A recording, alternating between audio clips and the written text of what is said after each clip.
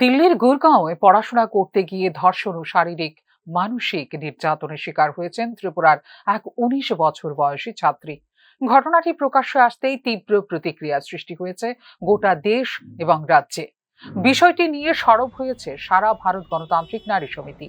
সংগঠনের পক্ষ থেকে রাজ্যের মুখ্যমন্ত্রী ও পুলিশের মহানির্দেশকের উদ্দেশ্যে একটি বিস্তারিত চিঠি প্রেরণ করা হয়েছে। ঘটনা সুষ্ঠু ও নিরপেক্ষ তদন্ত, দোষীদের দ্রুত গ্রেপ্তার এবং কঠোর শাস্তি বিধানে রাজ্য সরকারের হস্তক্ষেপের দাবি জানানো হয়েছে চিঠিতে।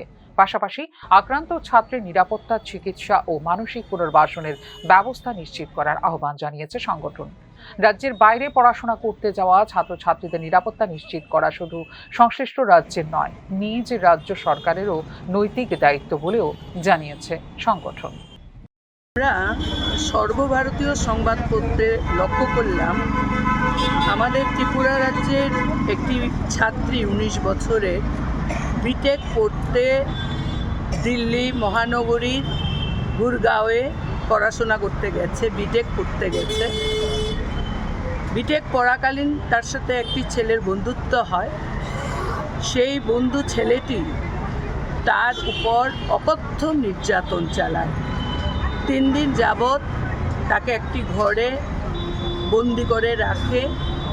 তাকে মানসিকভাবে প্রথমত তাকে টর্চার করে, তারপর তাকে দৈহিকভাবে আক্রমণ করে, তার উপর রেপ হয়, তারপর তার গোপন অঙ্গে স্যানিটাইজার জাতীয় জিনিস ঢেলে দেওয়া হয়, অ্যাসিড ঢেলে দেওয়া হয় এবং পরে তাকে বিভিন্ন জায়গায় আগুন লাগিয়ে দেওয়া হয়। সেই অবস্থায় মেয়েটিকে উদ্ধার করে দিল্লির সফদরজং হাসপাতালে মেয়েটি এখন মৃত্যুর সঙ্গে লড়ছে। আমরা বিভিন্ন সূত্র থেকে জেনেছি মেয়েটির মা আমাদের রাজ্যের আরক্ষা দপ্তরে কাজ করেন। আমাদের ভারতবর্ষের নারীদের অবস্থা খুব খারাপ, নিরাপত্তাহীনতায় ভুগছে।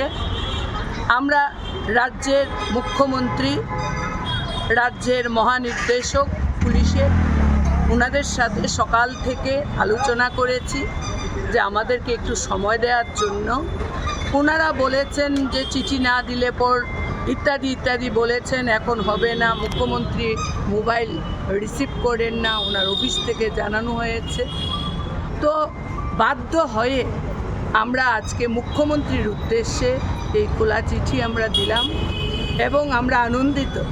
আমাদের রাজ্যের চিফ সেক্রেটারি ওনার ব্যস্ততার মধ্যেও সন্ধ্যা ৭টায় আমাদেরকে সময় দিয়েছেন, আমরা সেখানে যাব।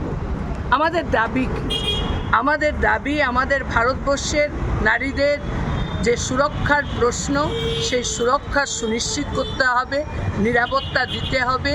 যে ক্ষতিগ্রস্ত মেয়েটি, যে জীবন শুরুই হয়নি, তার সমস্ত চিকিৎসার দায়িত্ব সরকারকে বহন করতে হবে এবং অপরাধীর কঠোর থেকে কঠোরতম শাস্তি প্রদান সেখানে করতে হবে।